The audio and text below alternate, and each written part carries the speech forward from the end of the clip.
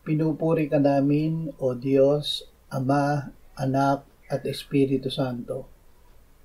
Salamat, Ama, na ibinigay mo sa amin si Jesus na iyong anak, na namatay para sa aming kasalanan, iyong muling binuhay, iniakyat at iniluklok sa iyong kanan sa langit.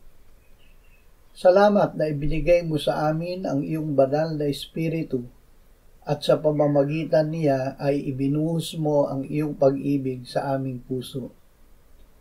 Ama, dahil kay Kristo, hindi ka na nagagalit sa amin. Napakalaki ng iyong awa at kabutihang loob. Higit ang iyong biyaya sa marami naming naging kasalanan.